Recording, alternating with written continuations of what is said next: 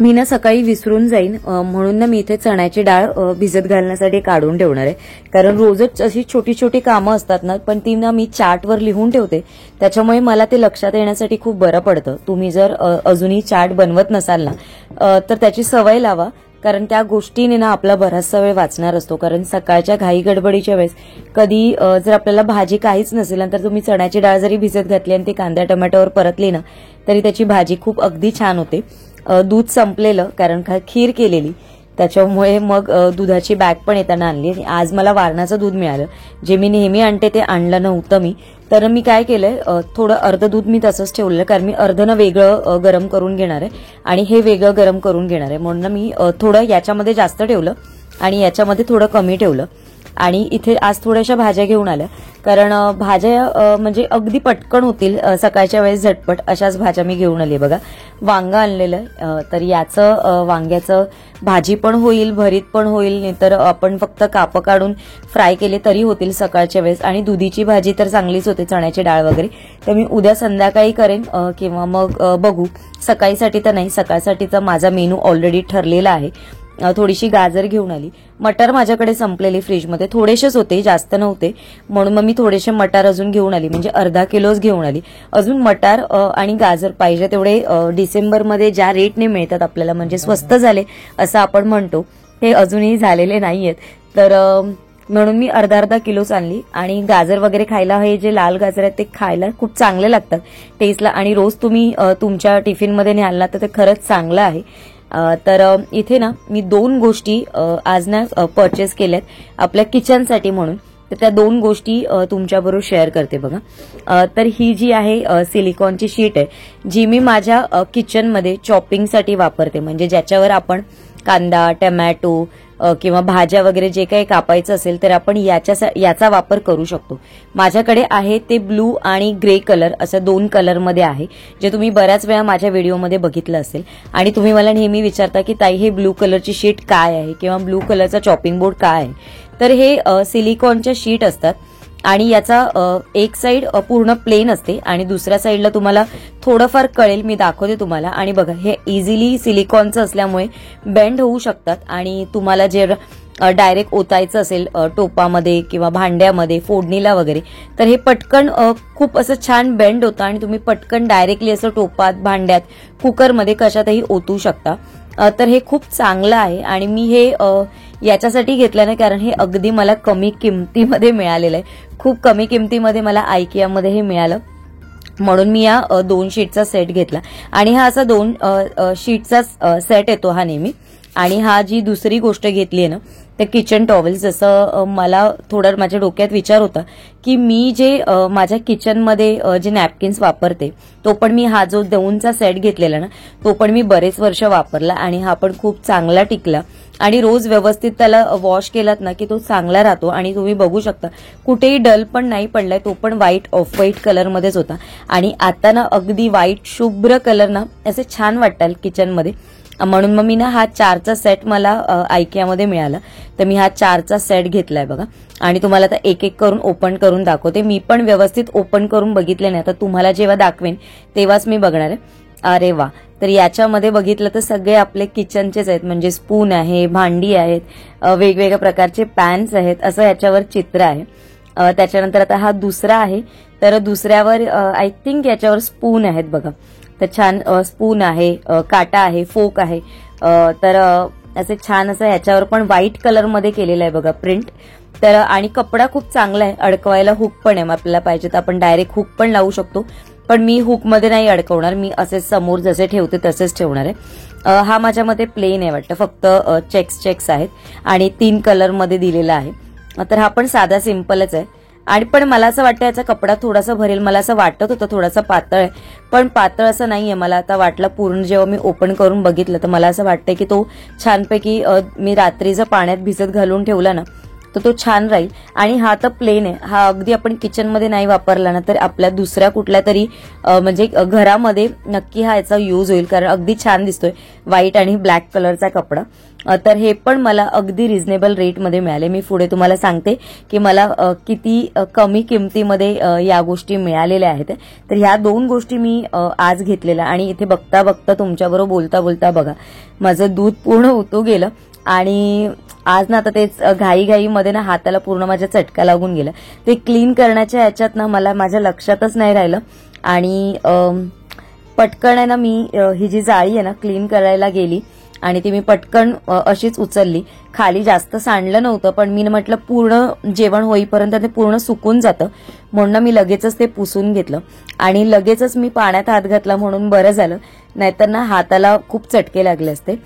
तर काय होतं माहितीये, म्हणजे मी काम करतच राहते कारण अशा वेळी जेव्हा चटका वगैरे लागतो ना तेव्हा मग आपलं लक्ष त्याच्याकडे सारखं सारखं जात राहतं आणि मग आपलं ना म्हणजे आपल्याला असं वाटत राहतं की थोडं झोंबतंय, थोडं चुरचुरतंय, मग आपण सारखं पाण्यात हात घालतो, कधी बर्फात हात घालतो. तर मी असं करत नाही, मी त्याच्याकडे लक्षच देत नाही, काम करत राहते आणि नंतर मग ना अर्धा 1 तासात ते थोडंसं आपल्याला बरं वाटतं. नाहीतर मग आपण त्याच्याकडे थोडंसं लक्ष देत राहिलं ना की मग ते असं वाटत राहील खूप झोंबतंय, मला खूप भाजलंय किंवा मला खूप लागलं. पण घाईघाईत माझ्याकडे ना ही चुकी नेहमी होते की मी जाळ्या असतात ना त्या पुसण्याच्या नादामध्ये पटकन अशा हातानेच उचलते. नमस्कार, शुभ सकाळ, सुंदर अशा दिवसाच्या सुंदर अशा शुभेच्छा. मी प्राजक्ता आपल्या एका नवीन ब्लॉगमध्ये तुमच्या सगळ्यांचं खूप मनापासून स्वागत करते. तर आजचा ब्लॉग सुरुवात मी या आपल्या ना बॉटलपासून करते कारण मला ना बरेच दिवस एक कमेंट येते की ताई ही तुझ्या बॉटलची लिंक दे किंवा ही बॉटल तू कुठून घेतलीस त्याच्याबद्दल सांग. तर मी ऑलरेडी बऱ्याच वेळा सांगितलेलं की ही बॉटल जी आहे ती मी डीमार्ट मधनं घेतलेली आहे. मी घेतलेली तेव्हा आय थिंक 109 रुपये की 119 असे काहीतरी होते त्याची कॉस्ट. आता ही 130 रुपयाला डीमार्ट मध्ये अवेलेबल आहे आणि जर तुम्ही आज आता परत ती आज मला कमेंट आलेली तर त्याच्यावर त्यांनी असं लिहिलं की अमेझॉनवर 450 रुपये वगैरे आहे. तर मला असं वाटतं की तुम्हाला जर सेम बॉटल हवी असेल तर तुम्ही डीमार्टला व्हिजिट करा. जर तुम्हाला डीमार्टला जाणं शक्य नसेल तर डीमार्टच्या ऍपवरनं तुम्ही ही मागवू शकता. डीमार्टच्या ऍपवर पण ही अवेलेबल आहे आणि 130-140 रुपयाला आहे आणि ही पण 500 ml चीच आहे, ही काही 1 लिटरची वगैरे नाहीये. आणि याच्यामध्ये मी पण पहिला विचार केलेला की 2 बॉटल घेईन पण 1 बॉटल पण भरपूर होते. फक्त याचा एकच प्रॉब्लेम आहे ना, क्लीन करताना आपल्याला थोडासा छोटा ब्रश घालून याला क्लीन करावं लागतं, नाहीतर परफेक्ट आहे. इथून वगैरे काही म्हणजे जेव्हा मी ओतते ना तेव्हा असं काही इथून लीक होत नाही किंवा इथून सगळीकडे गळतं वगैरे असं पण काही होत नाही. आणि मी आता ही बरेच महिने झाले, माझ्या मते 5-6 महिने तर झाले असतील जास्तच मी वापरते आणि चांगला रिव्ह्यू आहे याचा. जर तुम्हाला घ्यायची असेल तर तुम्ही डीमार्ट मधनं घ्या. आज या कमेंटला पहिला आन्सर देते कारण ही कमेंट मला बरेच दिवस झाले येत होती. तर चला आजच्या ब्लॉग मधनं मी तुम्हाला जी माझी आयकियाची जी शॉपिंग होती ती शेअर केली तुमच्यावर. आयकियाची शॉपिंग मला खूप आवडते करायला कारण आयकियाची शॉपिंग खूप आवडते. म्हणजे असं नाहीये की पैसे मी जास्त स्पेंड करते, मी पण थोडासा विचार करूनच करते. आता जसं एंड ऑफ द इयरचा सेल तिथे पण चालू आहे, अप टू 70% ऑफ चालवलेले आणि तिथे मला या दोन्ही गोष्टी ऑफरमध्ये मिळाल्या. जी शीट होती ती मी तुम्हाला मगाशी सांगितली नाही पण मी तुम्हाला आता सांगते. त्या शीट मला 58 रुपीजला मिळालेल्या आहेत, 58 रुपीजला 2. नाहीतर अशा त्या 200 रुपयाला अगोदर होत्या, त्याच्यानंतर 149ला झालेल्या, पण आता मला त्या ऑफरमध्ये मिळालेल्या आहे. आणि जे दुसरं आहे ते पण 180 रुपीजला मला ते 4चा सेट मिळालेला आहे. तर आपण बाहेर पण नॅपकिन वगैरे घ्यायला गेलो तर त्याच रेंजचे मिळतात. तर मी म्हटलं चला यावेळेस आयकियाचे ट्राय करू. आणि व्हाईट आहेत ना, किचनमध्ये व्हाईट चांगले दिसते. फक्त आता ते रात्री झोपताना मी भिजत घालून ठेवीन. 4 नॅपकिन काय मी एकदम युज करायला काढणार नाहीये, मी 2-2 करून वापरायला काढेन. 2 मी आता रात्री भिजत घावीन आणि मग उद्या सकाळी वापरायला काढेन. उद्या सकाळी म्हणण्यापेक्षा मी गुरुवारपासून वापरायला काढेन कारण नवीन वस्तू तर गुरुवारपासून सुरुवात करू किचनमध्ये वापरायला. तर आजचा ब्लॉग असाच आहे, रुटीन. ज्या माझ्या नेहमीच्या गोष्टी असतात त्याच मी तुमच्याबरोबर शेअर करत असते. तुमच्या छान छान कमेंट येतात की तुम्हाला पण या गोष्टी सगळ्या बघायला आवडत असतात. तर त्याच गोष्टी ज्या माझ्या किचनच्या रुटीन आहे ज्याच्यातनं वेळ काढून मी तुमच्यासाठी एक व्लॉग घेऊन येण्याचा प्रयत्न करत असते आणि त्या व्लॉग मधनं मी तुम्हाला काहीतरी छान असं कळावं, म्हणजे त्यातनं काहीतरी माहिती मिळावी याचाच माझा नेहमी प्रयत्न असतो. आज जेवण मला काही खूप जास्त असं करायचं नाही. आज लाल माटाची भाजी करायची. लाल माटाची भाजी पण मी याच्या आधी पण तुमच्याबरोबर शेअर केलेली आहे. तर लाल माटाची भाजी मी काल आणलेली, तर आज सकाळी करायची होती पण आज सकाळी काही नाही. आज सकाळी वांग्याचं भरीत केलं किंवा भरलेली वांगी म्हणा किंवा वांग्याचं भरीत म्हणा, काही म्हणू शकता. तर ते केलं आणि त्याच्यासाठी मसाले वगैरे बेसिक मसाले होते, मी कुठलेच मसाले त्याच्यामध्ये वापरले नव्हते. तर ज्योती मॅम मी त्याच्यामध्ये मसाल्यामध्ये फक्त आपला घरचा मालवणी मसाला होता, हळद होतं आणि थोडीशी धना पावडर मी टाकलेली, त्याच्या व्यतिरिक्त कुठलेच मसाले नव्हते टाकलेले. आणि जर तुम्ही फोडणीला म्हणाल तर फोडणीला फक्त लसणाची फोडणी दिलेली आणि थोडीशी कोथिंबीर टाकलेली. आणि त्याचबरोबर वाटपमध्ये म्हणाल तर वाटप हे कांदा आणि ओलं खोबरं आणि फक्त कोथिंबीर, त्याच्यामध्ये मी आलं लसूण वगैरे काहीही टाकलेली नव्हती. तर ज्योती मॅम मी परत एकदा डिटेलमध्ये पूर्ण रेसिपी शेअर करेन. प्रीतीताई तुमची पण याच्यासाठी रिक्वेस्ट होती की वांग्याचं जे भरीत केलेलं त्याची डिटेलमध्ये रेसिपी दाखव, पण आज सकाळी टिफिनला केलेली म्हणते मी शॉर्टमध्ये अपलोड केली, पण बघू नंतर परत एकदा मी पूर्ण डिटेलमध्ये तुमच्याबरोबर ही रेसिपी नक्की शेअर करेन. तर चला आपल्या आता पुढच्या रुटीनला सुरुवात करूया, कारण जसं जसं वेळ जातो तसं तसं माझं पण कामांचा स्पीड वाढत जातो. तर चला आपण पुढच्या कामांना सुरुवात करूया. इथे वाटाणे सोलून झालेत आणि स्टोअर करताना मी अशा ज्या झिपलॉकच्या पाऊच येतात त्याच्यामध्येच स्टोअर करते. मी काही डब्बा वगैरे ठेवत नाही आणि ना थोडे थोडे करून ठेवते, अगदीच पूर्ण एका पाऊचमध्ये ठेवत नाही. आणि याच्यामध्ये काही पूर्ण अर्धा किलो एका पॅकेटमध्ये राहत पण नाही. 200 ग्रामचेच पाऊच आहे ते, 200 ग्राम ते 250 ग्राम याच्यामध्ये व्यवस्थित राहतं. तर मी ना त्याच्यामध्ये थोडे थोडे करून ठेवते, एका याच्यात थोडे जास्त ठेवते आणि एका याच्यात थोडे कमी ठेवते, म्हणजे जेव्हा काढू ना तेव्हा अगदी सुरुवातीचेच थोडे थोडे मी घेईन, खूप अगदी जास्त पण घेतले जाणार नाही. आणि अशा याच्यात स्टोअर केले ना तर व्यवस्थित राहतात. आणि बऱ्याच वेळा काय होतं फ्रीजमध्ये जागा पण अडली जाते, कारण बऱ्याच वेळा आपण खूप डब्बे डब्बे डब्बे फ्रीजरमध्ये ठेवतो. तर त्याच्यापेक्षा ना हा झिपलॉकचा चांगला ऑप्शन आहे. मी बरीच वर्ष झाले हे झिपलॉक पाऊच याच्यासाठी वापरते, म्हणजे मटारसाठी तर वापरते. लिहिलेलं बघा याच्यावर कुठल्या कंपनीचे आहेत ते पण आहेत. आणि हे बघू शकता अगदी याचं जे लॉक आहे ना अगदी अजूनही खराब झालेलं नाही. मी एवढी वर्ष वापरते या बॅगा, मस्त अशा व्यवस्थित राहतात, एअरटाईट आणि काही होत नाही. याच्यामध्ये तुम्ही वेगवेगळ्या प्रकारचे आपण जे कटलेट वगैरे आणतो ते पण तुम्ही छान असे स्टोअर करून ठेवू शकता. तर इथे 2-3 गोष्टी उद्या सकाळसाठी तयार करून ठेवायच्यात. म्हणजे मला सकाळी ना उद्या माझं ठरलेलं आहे की मला पुलाव करायचा आहे, त्याच्यासाठी टिफिनसाठी करायचं आहे. म्हणून मी सगळ्या गोष्टी या ज्या थोड्या थोड्या स्टोअर करून ठेवलेल्या त्या मी काढून ठेवल्या. आणि या बघा अगदी कापून ठेवलेल्या ना, तर कितीतरी दिवस झाले, माझ्यामध्ये 15 दिवसापेक्षा तरी जास्त याला हमखास झालेत आणि अजूनही तशाच्या तशा ताज्याच आहेत, कुठूनही देठाकडनं अजिबात खराब झालेल्या नाहीयेत. ते जेवढ्या मला पाहिजेत, म्हणजे सकाळी पुलाव करताना सगळं चॉपिंग बारीक बारीक करेपर्यंत बराचसा वेळ जातो. तर मी काय करणार आहे, थोडेसे मटार तर मी फ्रीजमध्ये तसेच ठेवणार आहे, गाजर घेणार आहे, हे बीन्स आहेत आणि त्याबरोबर फ्लॉवर आहे, हे तिन्ही काढून घेणार आहे मी थोडं थोडं. आणि मग ते ना बारीक कापून एका डब्यामध्ये स्टोअर करून ठेवणार, म्हणजे सकाळी मला एकत्र सगळ्या गोष्टी मिळतील. म्हणजे सकाळी सकाळी खूप घाई होते, म्हणजे प्रत्येक वेळेस ना एक एक डब्बा वेगवेगळा मी घेणार मग काढणार.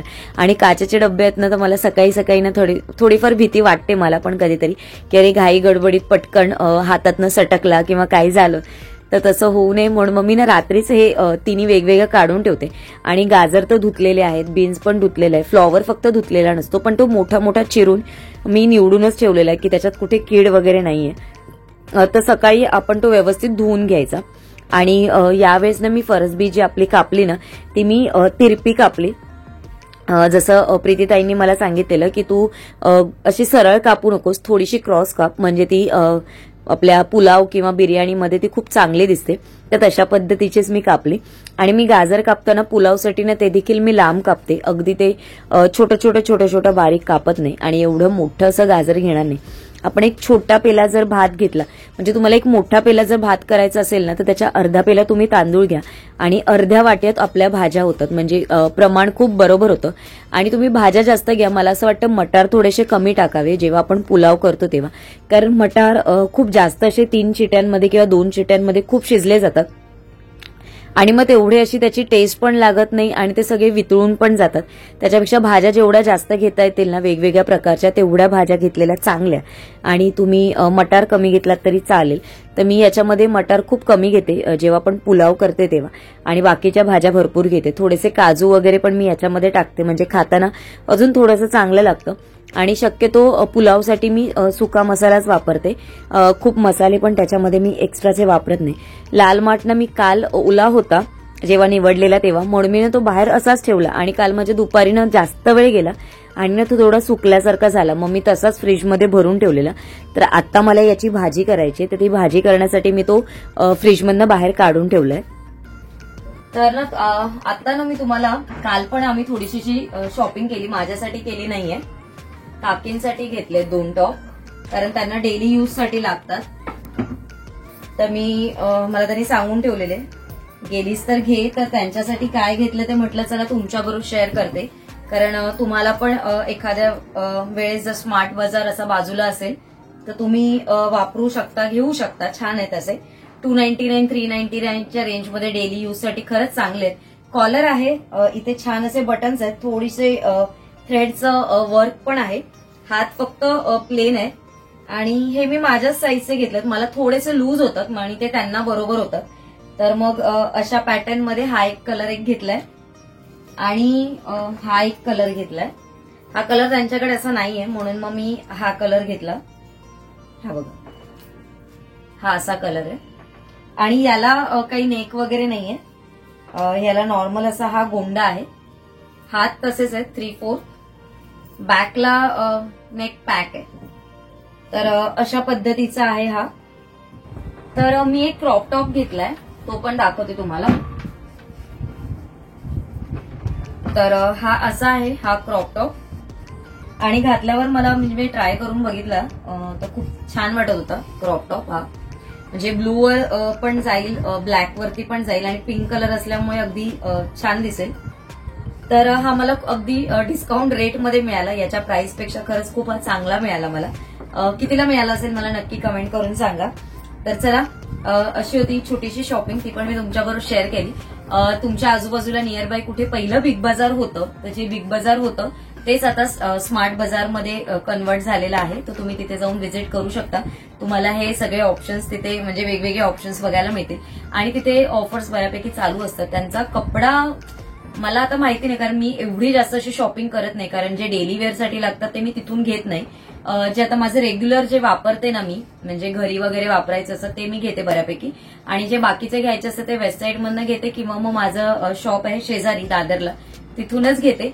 पण बाकी पण छान असतात, म्हणजे असे थोडेसे टॉप टी शर्ट्स वगैरे मी घेते तिथून, ते पण चांगले असतात, असं नाहीये की चांगले नसतात आणि रिझनेबल असतात, म्हणजे आपण घेऊ शकतो आणि ऑफर्स तिथे नेहमी चालू असतात. जर तुम्हाला 3/4 अँकल लेंथ लेगिन्स वगैरे घ्यायचे असतात तर ते पण 600ला 3 वगैरे आहेत आणि क्वालिटी पण चांगली, असं काय वाईट नाहीये, तुम्ही घेऊ शकता. तर चला, आजचा ब्लॉग मी इथेच एंड करते. आशा करते तुम्हाला आजचा ब्लॉग आवडला असेल. आजचा ब्लॉगसाठी तुमच्याकडे माझ्यासाठी काही सजेशन्स असेल मला नक्की कमेंट करून सांगा. आजचा ब्लॉग कुठेही स्किप न करता बघा, म्हणजे तुम्हाला सगळ्या प्रश्नांची उत्तरं मिळतील, कारण नंतर ब्लॉग स्किप करून तुम्ही बघता आणि नंतर मग बऱ्याच वेळा खाली कमेंट असते की ताई हे काय होतं, हे काय होतं, हे कुठे मिळेल, याचा ऍड्रेस सांग, याची प्राइस सांग. तो ब्लॉग सुरुवातीपासून शेवटपर्यंत बघा, म्हणजे तुम्हाला सगळ्या गोष्टी नीट कळतील. चला, उद्या एका छानशा ब्लॉगमध्ये भेटेन. आजचा ब्लॉग इथेच एंड करते. सर्वांना Shri Swami Samarth. Bye bye and take care.